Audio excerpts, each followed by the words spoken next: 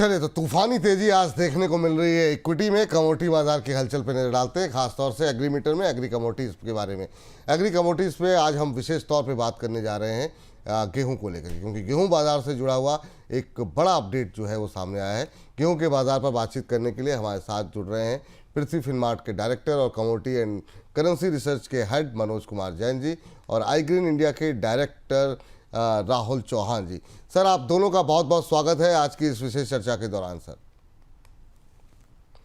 तो सबसे पहले मनोज जी आपसे शुरू करना चाहेंगे और आपसे पूछना चाहेंगे कि इस साल अगर हम देखें तो गेहूं का रिकॉर्ड उत्पादन देखने को मिल रहा है। सरकार के पास स्टॉक भी काफ़ी अच्छे दिखाई दे रहे हैं और अब सरकारी खरीद भी 4 साल में सबसे ज़्यादा दिखाई दे रही है।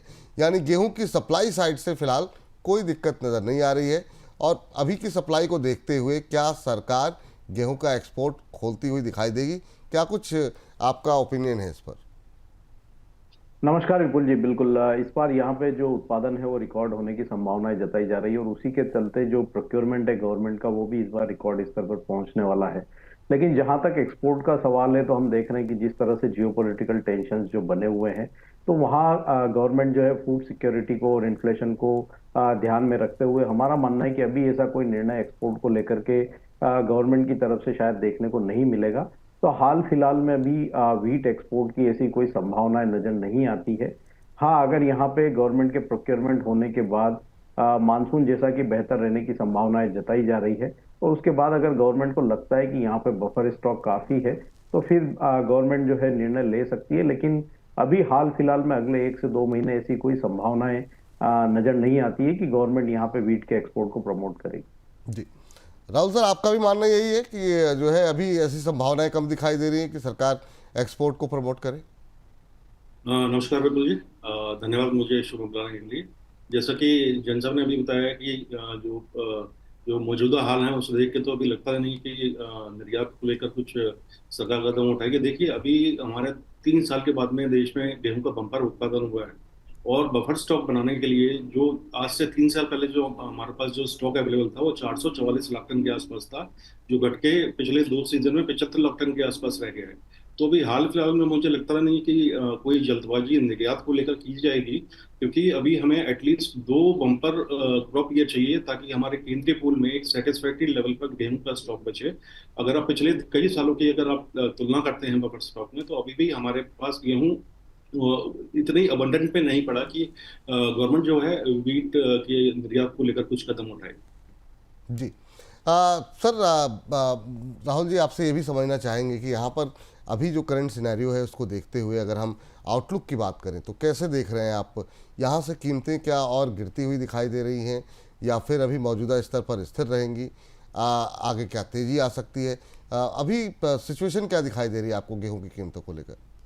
देखिए विपुल जी, अभी जो है प्रोडक्शन इस साल जो है 115 MMT लेके चल रहे हैं, जो लास्ट ईयर से काफी अधिक है। एक हम बम्पर उत्पादन की ओर जा रहे हैं। अगर मंडी के भाव करें तो मंडियों के भाव की बात करें तो मंडियों में इस समय जो है MSP से थोड़ी बहुत नीचे जो प्राइसेस हैं वो चल रहे हैं। MP और राजस्थान में जो बोनस की घोषणा की थी उस वजह से उन राज्य की मंडियों में गेहूं की कीमतें जो हैं MSP से ऊपर चल रही हैं।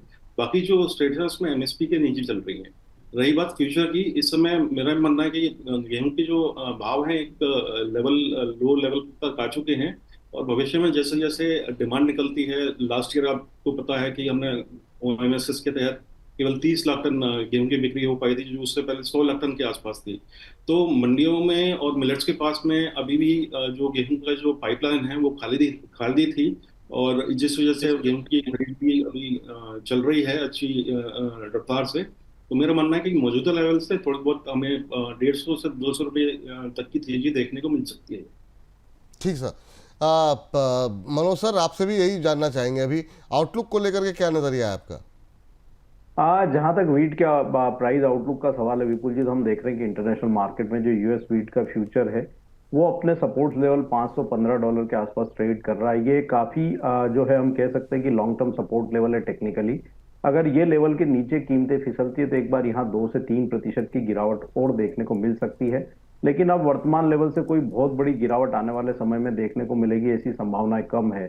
तो मैक्सिमम डाउनसाइड यहाँ पे $500 जो है यूएस फ्यूचर जा सकता है।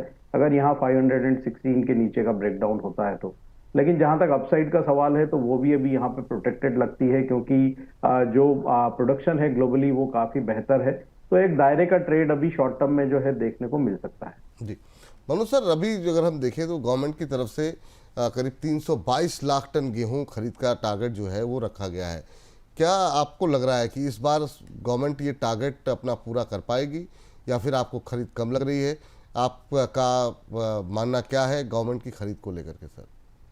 नहीं, हमारा मानना है कि गवर्नमेंट जो भी टारगेट यहाँ गवर्नमेंट ने रखे हैं उसको अचीव करती हुई नजर आएगी। और हम देख रहे हैं कि प्रोक्योरमेंट काफी बेहतर हो रहा है। स्पेशली हम अगर बात करें एमपी की, तो यहाँ पे काफी एग्रेसिव जो है बाइंग हो रही है। और यहाँ पे मध्य प्रदेश सरकार की तरफ से बोनस भी जो है डिक्लेयर किया गया है जो बाइंग हो रही है उसके ऊपर।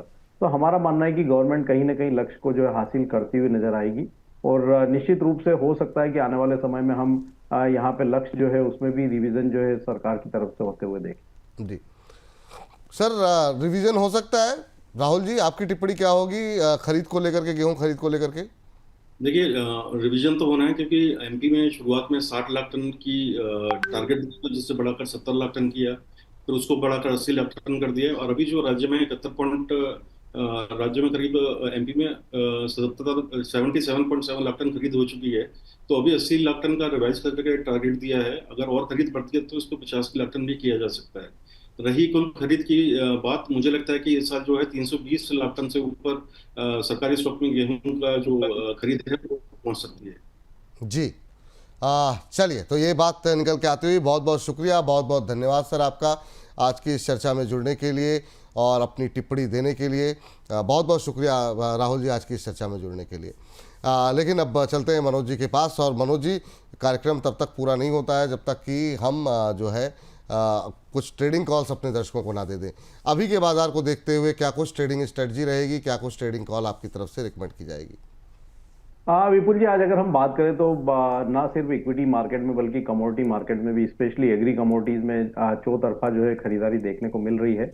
जिस तरह से हम देख रहे थे कि गत सप्ताह एक बड़ा तनाव जो है भारत पाकिस्तान में देखने को मिल रहा था और सप्ताह के अंत में वहां पे सीज फायर जो है होता हुआ नजर आया है, तो उसके बाद हम देख रहे हैं कि यहाँ पे फिर एक बार जो है बाइंग लौटती हुई नजर आई है। तो ऐसे में यहाँ पे कॉटन सीड ऑयल केक में हमने एक अच्छी मजबूती देखी है। तो यहाँ पे कॉटन सीड ऑयल केक के जून वायदा में हम बाई की सलाह देंगे 2930 के स्तर पर। एक यहाँ पे स्टॉप लॉस जो रखना है 2896 का रखना है और लक्ष्य ऊपर में 3000 तक के रखे जा सकते हैं। साथ ही यहाँ पे हम देख रहे हैं कि ग्वार सीड में भी काफी गिरावट देखने को मिली थी पिछले कुछ सेशंस में, और अब निचले स्तरों से वहां भी जो है ग्रेजुअली रिकवरी देखने को मिल रही है। तो ग्वार सीड के जून वायदा में भी बाई किया जा सकता है 5050 के लेवल पे। स्टॉप लॉस है कि यहाँ पे 4995 का रखना चाहिए और लक्ष्य 5155 तक के रखे जा सकते हैं। जी चलिए, तो ये पृथ्वी फिनमार्ट की तरफ से ट्रेडिंग कॉल निकल के आती हुई। ग्वार सीड खरीद करके चलें, आपको खरीदारी की सलाह यहाँ पर दी जा रही है। आपको जो है 5155 रुपये तक के लक्ष्य देखने को मिल सकते हैं। 5050 पे खरीदिए और 5155 तक के टारगेट देखने को मिल सकते हैं। लेकिन यहाँ पर आपको एक स्टॉप लॉस अवश्य सजेस्ट किया जा रहा है, उसको मत भूलिए। 4995 4995 के स्टॉप लॉस के साथ यहाँ पे खरीदारी करनी है। आज की दूसरी ट्रेडिंग कॉल जरा स्क्रीन पर लेकर के आ जाइए।